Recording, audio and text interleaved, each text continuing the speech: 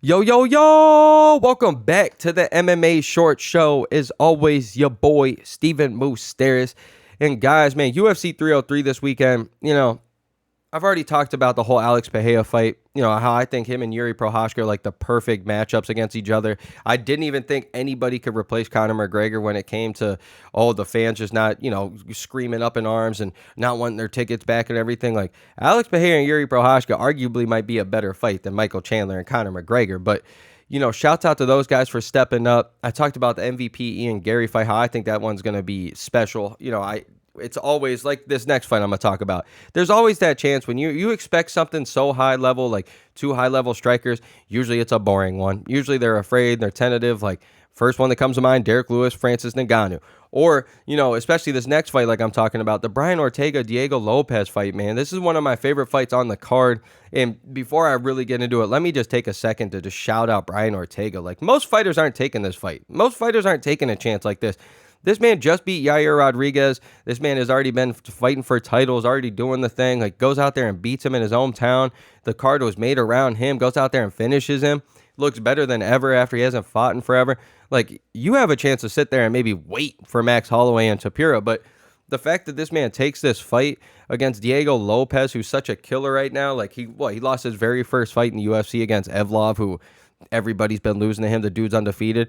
And then he goes on an absolute tear, just starts knocking everybody out, submitting everybody. Like, this man's a killer. We already know he's the jiu-jitsu coach of Alexa Grasso, and it's been showing forever.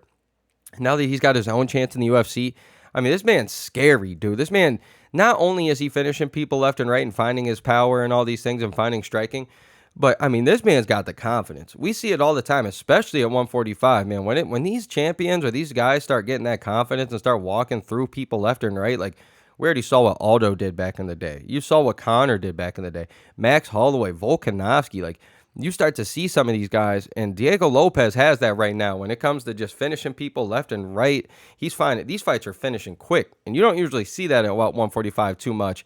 And to see him doing the thing, like, this is a scary fight for either of them.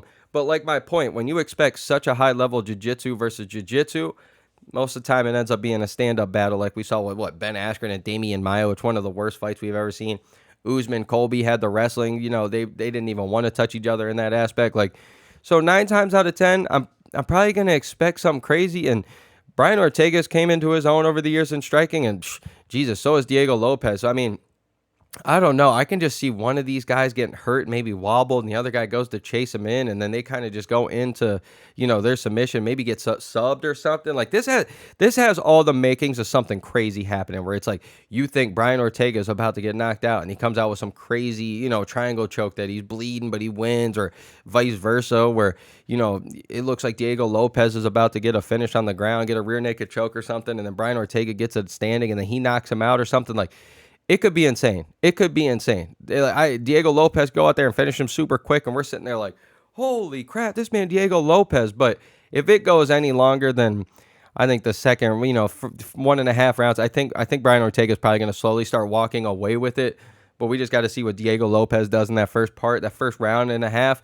I think it could be a split decision, but I think Brian Ortega is really going to run away with it if this thing goes the distance. But you never know. This is why I love this fight so much. And shouts out to Brian Ortega. This man doesn't actually stay active too long. If we've went back and looked, like, I think he got suspended for one time for like PEDs or something back in the day, and he's had injuries left and right, and just some unfortunate events. Maybe sometimes he just maybe doesn't want it as bad as you might think, but this man is coming into his own, and I love seeing him after this Yair Rodriguez fight to just stay active and go screw it. Like this weird title picture right now is going on, like, let me go in here and just prove why I'm the man and why I deserve a title shot after Max and Ilia. So, I mean, I absolutely love this fight. I'm leaning Brian Ortega because I don't know, man. I thought Yair Rodriguez was going to walk through him, and he made Yair look easy. And Diego Lopes, no offense to him, I think that man's a killer, but on the ground, like, yeah, I don't know. He's just nothing as good as Yair on the feet. So, as always, your boy, Steven Moustaris. Y'all let me know what y'all think's going on at 303. And as always, the MMA Short Show. Let's go, baby.